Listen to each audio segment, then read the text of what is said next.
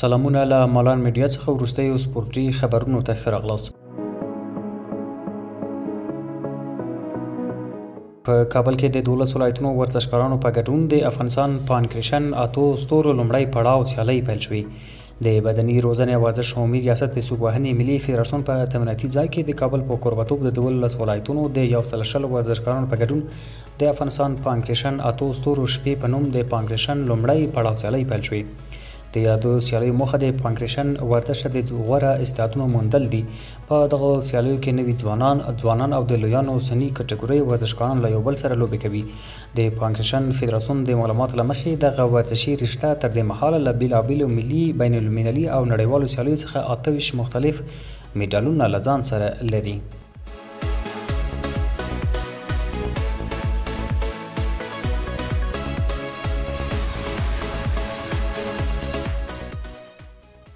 د میدان وردګ ولایت د سید آباد ولسوالۍ اړوند په میرخانو خیلو کلي کې د نوي لوبډلو ترمنځ د والیبال اختریز ټورنمنټ د تنګي سټار لوبډلې په اتلولۍ پای ته ورسید. د ټورنمنټ په پایلوبه کې د ورزشي مسؤلینو ترڅنګ ګڼ شمېر مینوالو او لوبغاړو ګډون کړی و. د ټورنمنټ پایلوبه د تنګي سټار او اتړیو ملنګیار لوبډلو ترمنځ ترسره شوه چې 2-0 میدانونو په توپیر د تنګي سټار لوبډلې وګټله. د دې سیالیو موخه د لوی اختر خوښي لمانځل، د ځوانانو ترمنځ یووالی رامنځته کول او ورزش ته وده ورکول. په پای کې لومړی مقام ګټونکي لوبډلې ته یو موټرسایکل، دویم او دریم مقام ګټونکو ته کپونه ورکړل شول.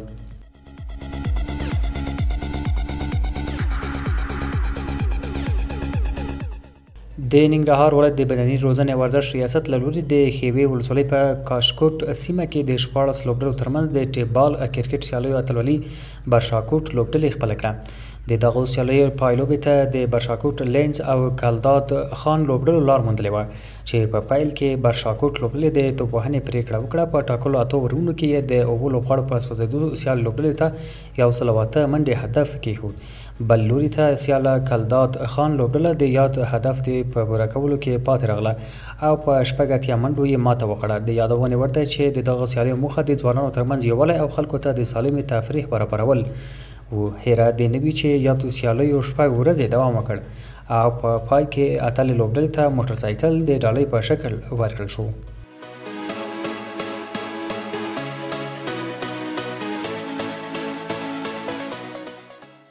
د زابل ولایت په شینکۍ ولسوالۍ کې د لوی اختر په مناسبت د 200 پهلوانانو ترمنځ د غینونې سیالۍ له 15 ورځني دوام وروسته پای ته ورسېدې.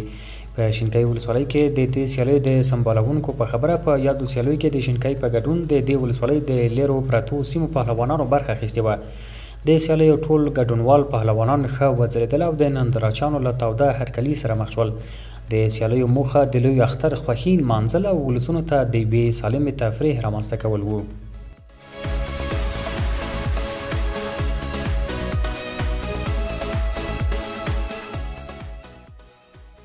د افغانستان د کرکټ ملي لوبډلې بنگلادیش ته ماته ورکړه. د افغانستان کرکټ بورډ وایي د افغانستان د کرکټ ملي لوبډلې په لومړۍ یوه ورځنۍ لوبه کې بنگلادیش ته په 19 منډو ماته ورکړه.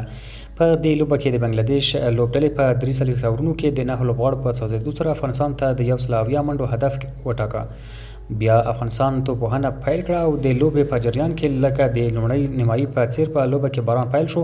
د افغانستان لوبډلې 3 منډې وکړې چې په 1.4 اورونو کې او د TLS میتود په کارولو سره د 19 منډو په توپیر سره د کرکټ د نړیوالو شرایطو پریکړې په اساس د افغانستان لوبډله ګټونکې اعلان شوه. د افغانستان دویمه لوبه به د جولای په 8 د کابل پر وخت د ماسپښین په 12 بجو د ظهور احمد چودري په لوبغالي کې او دریمه لوبه به د جولای په 11 ترسره شي.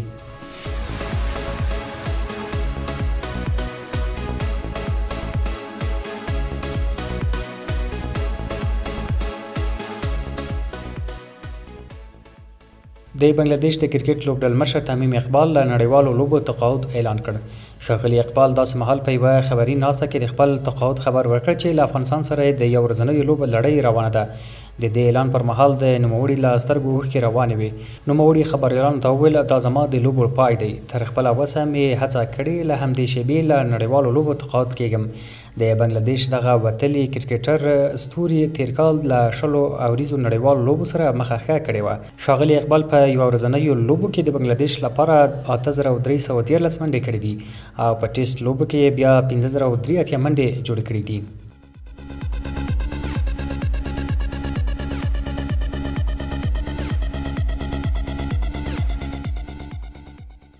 د 2023 کال د والیبال د ملتونو لیګ په دویمه اونۍ کې د ایټالیا د والیبال ملي لوبډلې د کاناډا د والیبال لوبډلې ته د 3-2 په توپیر ماته ورکړه. په دې لوبو کې چې د ټورنمنټ په شپږم ګروپ کې په فلیپین کې ترسره شوه، ایټالیا لومړی، دریم او پنځم سیټونه وګټل. ایټالیا 20 نمرې لري او په درجه بندۍ کې 4م ځای لري.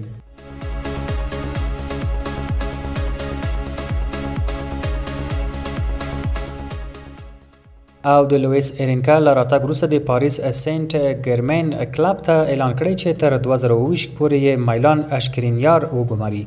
دا مدافع په 2017 کال کې د سپینډوریا څخه انټر میلان سره یوځای شو او د دې کلب لپاره یې له 200 څخه ډیر ځله لوبه وکړه.